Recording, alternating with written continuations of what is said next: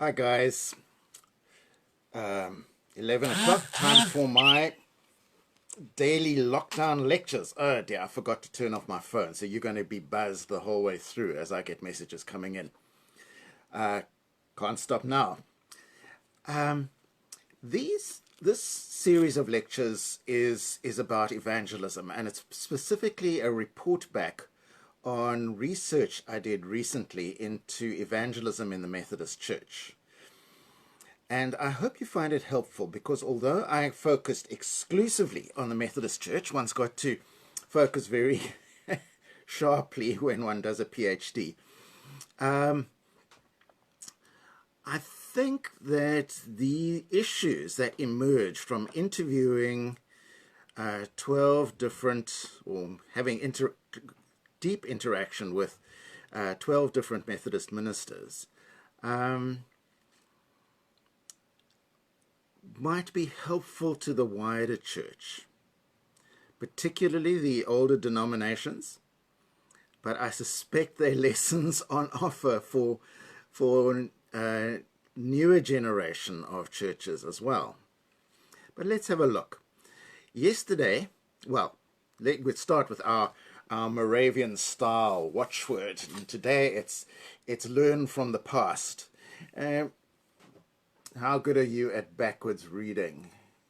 Right, I've been reading this by Daniel Defoe, who wrote Robinson Crusoe. He wrote this in the early 1700s, and it was about the Great Plague, Journal of the Plague Year. The Great Plague that happened when he was a small child, and he put together recollections from his relatives and statistics. He uses statistics brilliantly to describe what it was like to live through the Great Plague of 1655. So many people dying. He talks about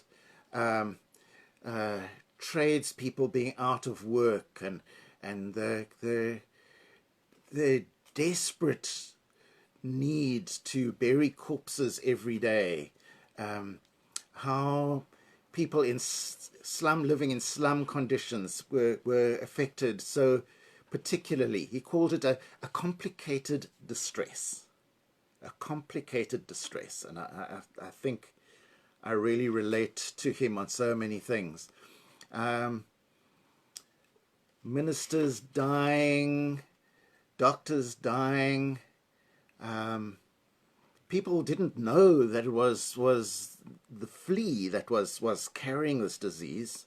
So it was very mysterious to them. Sudden deaths and empty streets. Empty streets. We experience empty streets, don't we?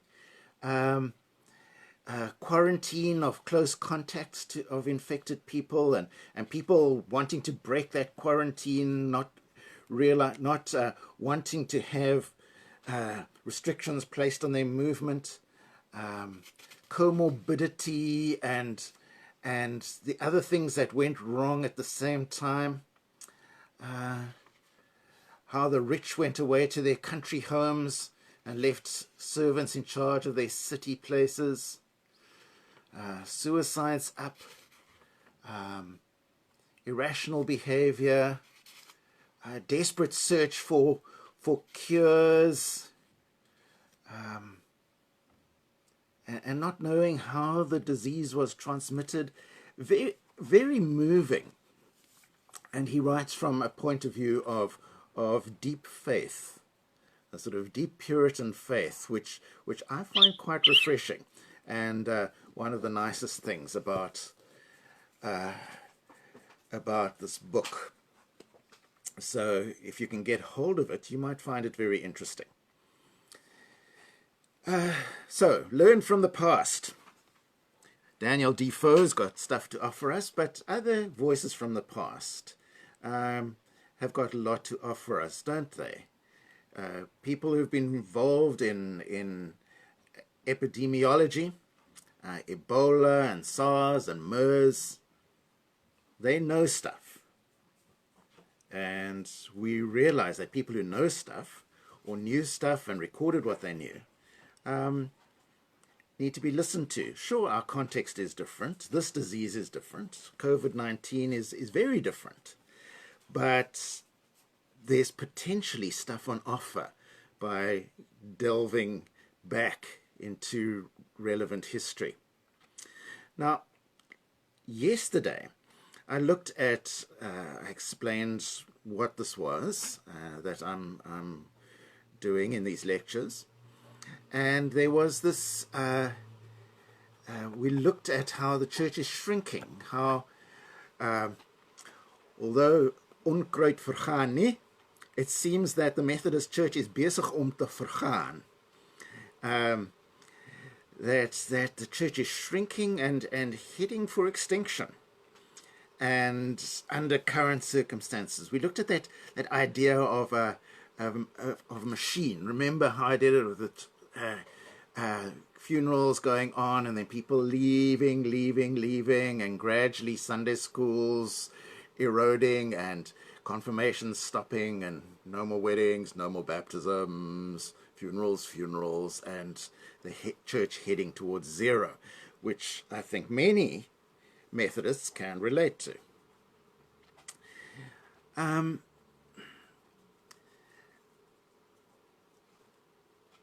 I thought at a time like this, in crisis like this, and I'm not talking about COVID-19, I'm talking about the membership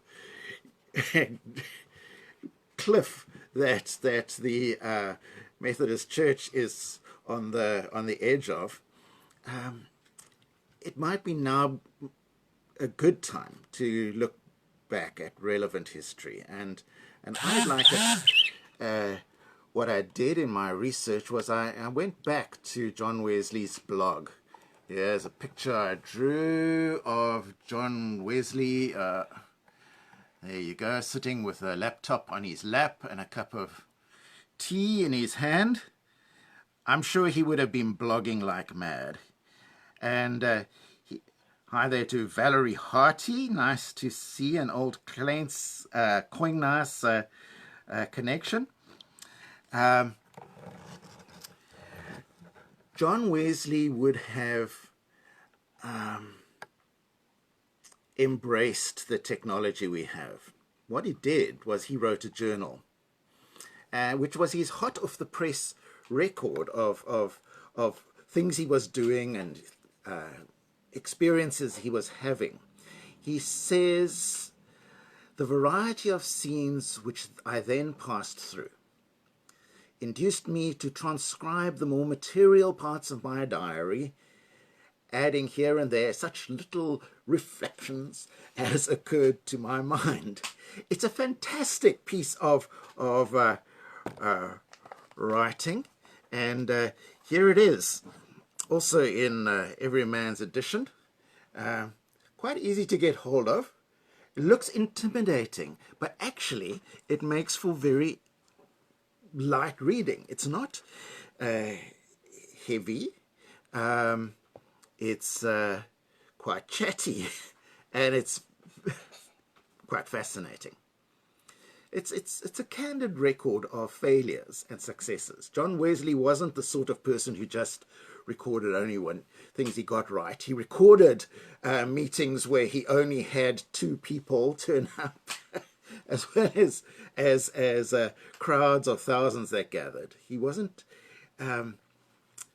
He didn't have the ego investment that so many of our public Christian figures seem to have. If things went badly, he recorded that they went badly. He records his hopes and his dreams, his disappointments. At one moment, he's ranting about how the magistrates are allowing crowds to throw stones at street preachers. And then he gets distracted by a tornado, and he tracks the path of a tornado that has ripped through different parishes and villages that he's passed through, or an earthquake. He was very interested in natural history. People, that sort of thing. But he also talks about getting caught in the rain and taking shelter in a poor house and being offered a glass of rum and drinking the rum, the best thing that the poor man had to offer him as he talked about Jesus and what is on offer to ordinary people. It's intimate.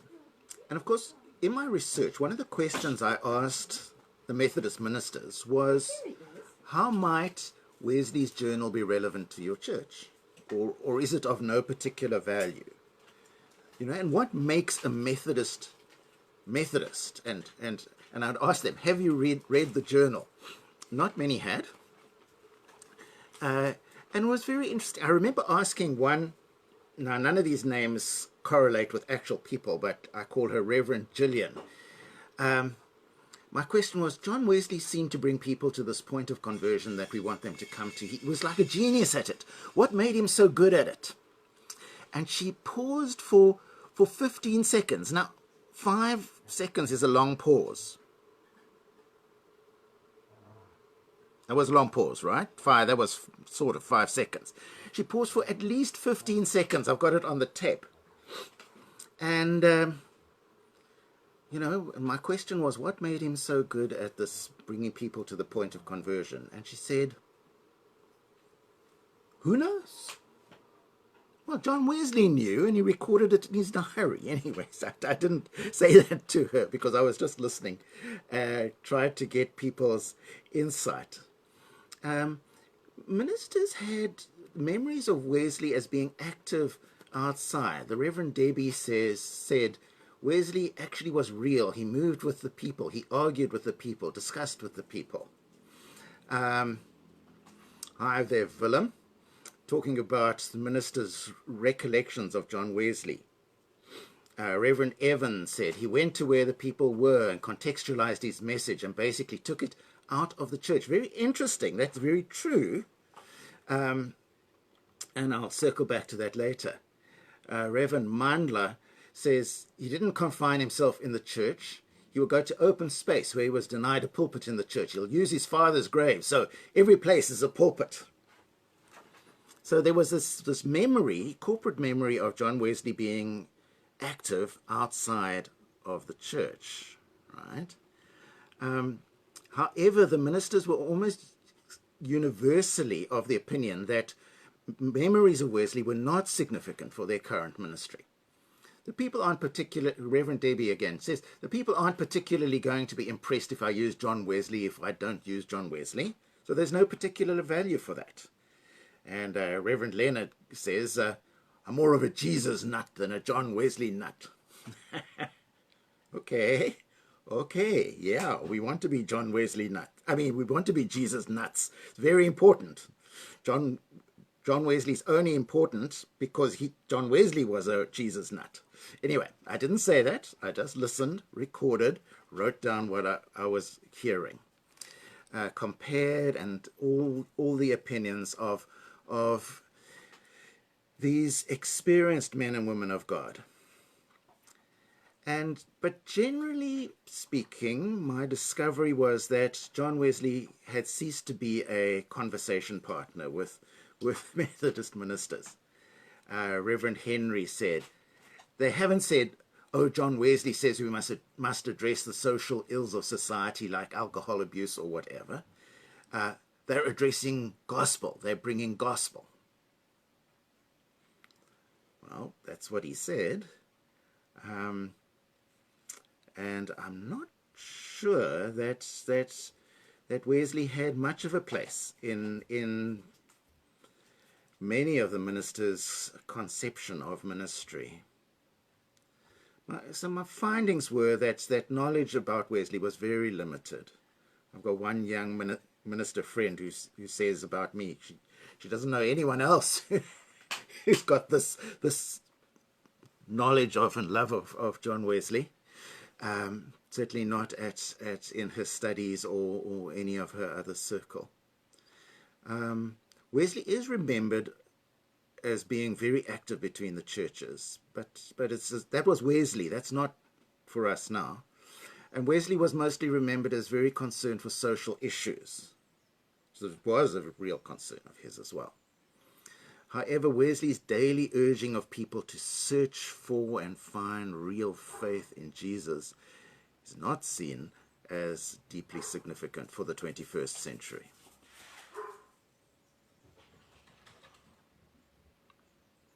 I would suggest that there are some important reasons for reading John Wesley's blog, this journal, for taking the time to actually study it, to weigh it up. And Jaroslav Pelikan, in his book on tradition, very excellent book, by the way, says that knowledge of the traditions that have shaped us for good or ill, or some of both, is not a sufficient preparation for the kind of future that will face our children and grandchildren in the 21st century. Not a sufficient preparation, but a necessary one. I really recommend this book of Pelikan's, by the way. And he says there's an important distinction between tradition as the living faith of the dead and traditionalism as the dead faith of the living. The living faith of the dead versus the dead faith of the living. Tradition can bring life, or traditionalism can bring death. Very helpful. He says it's not the introduction of a sentimental or superstitious cult of Wesley. Sorry, he doesn't say that. I say that. And you can read all of this in my book on Kindle called Riding the Small Horse. But Pelikan says it's a mature and critical rediscovery of the past, which contains the possibility of deciding not to repeat or go back to certain aspects of what John Wesley did. Not everything he did was necessarily worth copying, following. However, rediscovery of the tradition can potentially also lead to some important recoveries. Maybe there's something in there that we need to recover, to find again. I contend that the journal is a window into how Wesley lived out his theory. It's important in a way that the sermons that he left are not important, because it shows how does a person who thinks that everybody needs to be saved, everybody can be saved, everybody can know that they are saved, and everybody can be saved to the utmost, how does a person who believes that actually live their life? Well, read the journal and you'll see what it looked like, this daily interest.